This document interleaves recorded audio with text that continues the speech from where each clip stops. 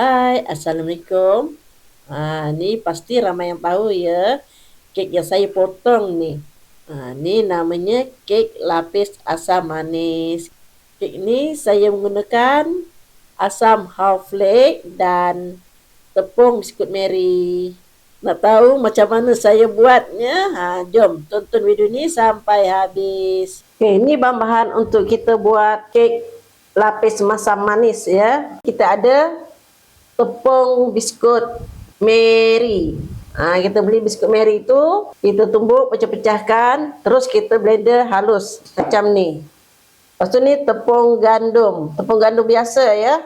Susu pekat manis, satu tin kecil ya, dia ada dua saiz, satu besar, satu kecil. Ambil hak yang kecil. Sekaya, obelit, yang ni Horlick, ni gula kastar. Okay, kita ada telur 10 biji grade A. Ni kita ada butter sebanyak 500 gram ya. Si vanila, ni whipping cream dan ni asam manis. Okey, mula-mula kita masukkan gula kastar ya. Okey, kita putar buttercup kita ni sehingga kembang. Okey, dah kembang macam ni. Sekarang kita masukkan overload ya. Kita pukul lagi. Okey. Adunan butter kita dah kembang macam ni. Kita masukkan telur sebiji demi sebiji ya.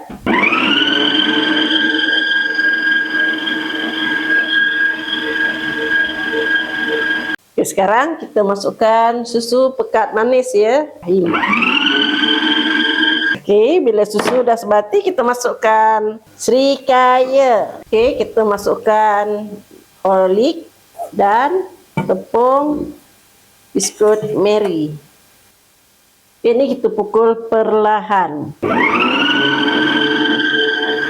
Okey, kita masukkan esen vanila, satu penutup. Okey, yang ni kita pukul sekejap sahaja. Okey, kita ayakkan tepung gandum kita ni ke dalam adunan kek kita. Sedikit demi sedikit ya. Kita pukul perlahan-lahan. Okey, kita masukkan whipping cream berselang-seli dengan tepung kita sehingga habis ya. Okey, adunan kita semua dah sebati. Kita bagi dua ya. Okey, yang ni kita bubuh pewarna kuning. Okey, dah sebati macam ni. Yang ni kita bubuh pewarna hijau. Okey, sekarang kita sediakan loyang kita macam ni ya. Kita letak baking paper. Bawah baking paper ni kita letak margarin. Dan kita sapu lagi margarin atas ni. Okey, kita tuangkan adunan kita. Okey, 3 sendok ni. Dan kita ratakan. Ni saya gunakan loyang 9 inci ya. Okay, lapisan pertama ni kita bakar dengan suhu 140 darjah Celsius selama 30 minit ya. Okey, ni selapis bahagian bawah dah pun masak macam ni. Kita ambil benda ni, kita tekan-tekankan tapi jangan kuat ya, tekan manja-manja sahaja. Ni kita ada mentega cair dan kita sapukan bahagian permukaan kek kita ni. Okey, sekarang kita masukkan lapisan hijau pula. Okey, kita ratakan macam tadi. Okey, kita bagi sama rata macam ni. Dan kita susunkan asam keping kita ni.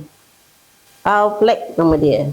Okey, yang ni kita bakar selama 10 minit. Suhu 160 darjah Celsius atas sahaja ya. Menggunakan api atas sahaja. Tadi kita guna api atas bawah. Bila kita masuk kedua, kita gunakan api atas sahaja.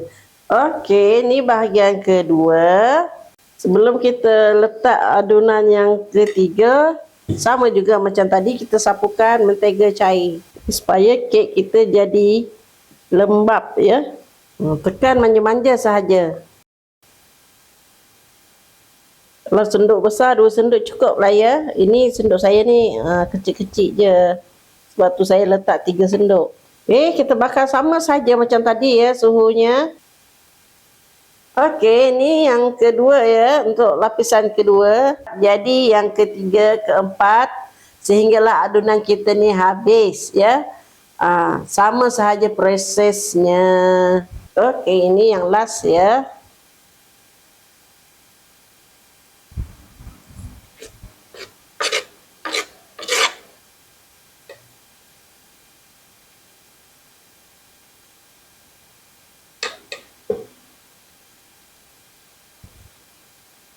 Okey, dah siap macam ni.